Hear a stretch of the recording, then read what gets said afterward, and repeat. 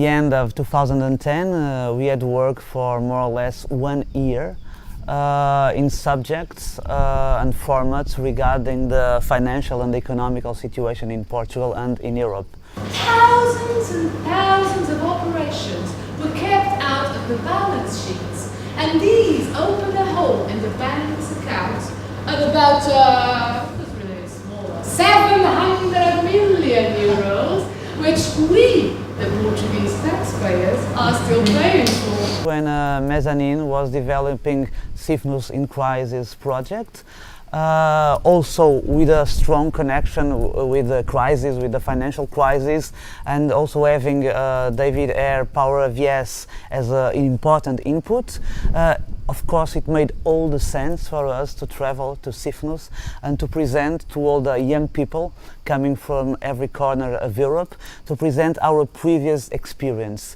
And this by two reasons. Not only because, of course, it can and it could be an inspiration, because we had already experienced some problems and tried some solutions around the inputs done by David Ayer, but also because of the factor time, in the sense that between the beginning of our experience to make Boom and Bang and now, almost 3-4 years have passed, so things changed. So our performance has, let's say, of course, an aesthetical value for the young people that are watching it, but also sort of archaeological value, in the sense that when watching it, they can ask themselves what has changed between 2010, when Visões Úteis experienced all this research in Portugal and all this performance, and now in 2013, the summer, because many things happened. We devised our performance still in the context of the financial crisis, of 2009. But the young people getting together here in Sifnos, now they are also dealing with the debt crisis, with the national debt crisis that started 1 or 2 years afterward. And we are going to pass this debt to the next generation.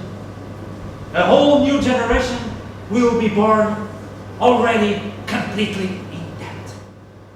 And it was for us a great experience to see that the concerns we had 3 or 4 years ago, they still make sense, and that other people, and especially younger people, are worried with the same situation, and they want to talk about it and to express it, of course, in different ways, considering they come from different places and they belong to a different generation.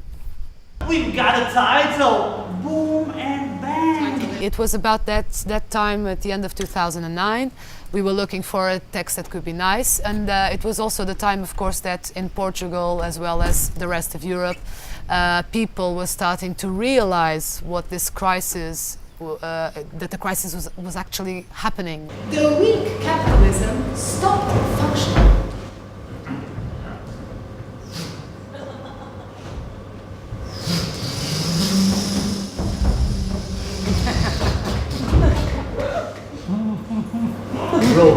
It took a while until people realized that, okay, today I have less money, and tomorrow I will have less, and maybe next year I won't have a job, so this is really happening. And people were trying to understand why, how did this happen? It just seemed so quick, overnight. And what they got on the news and on the television and everywhere were these names which they couldn't understand. The Lehman Brothers, what's that? Subprime, what's that? And so it was very confusing for people, and we thought, what a great idea if we could do a lighter, simpler show that could travel to bars and small theater rooms or schools, and give some information, not make it dull and heavy, but try to pass this information on what happened for this crisis to appear in a way that's enthusiastic, and that they can actually not get bored getting this information. This is quite simple. I invented it. And I can explain it to you without difficulty. This gentleman invented a mathematical formula for pricing Options? What's an option? Anyone know what an option is? People You don't know. Nobody read the book?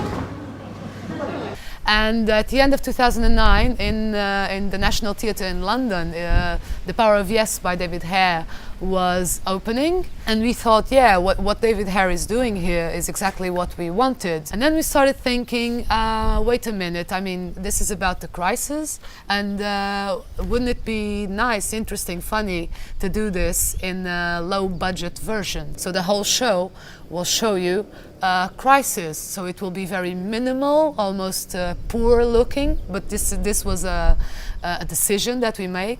We will have only 3 actors, and one of them is going to play the role of David Hare in the play, which is the playwright that doesn't understand the crisis, and the other 2 actors are going to play everybody else, all the other characters in the play. I know it's going to be very difficult. Come on, don't worry. We've got everything we need in here. Let's get started.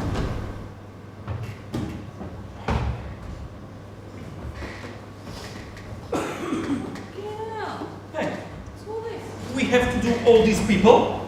And then we realized that the way the people responsible about the crisis were coming on TV and you know, newspapers talking about what they did and what was their responsibility in the crisis. It was so ridiculous to people. Now everybody wants banks to say they're sorry. But we are never going to say we're sorry. Because that's not what people do when they are attacked. When someone is attacked, they fight back. And we, banks, are being attacked. As we made some research and we started watching these people talking and explaining the situation, we got a bit angry because it was like they were clowns in a way. They are making fun of us. They are, you know, in our faces saying, I didn't know anything about it. I have no responsibility. I signed the documents, but, you know, maybe it wasn't me. I didn't knew that there were offshore societies involved. It's a surprise for me.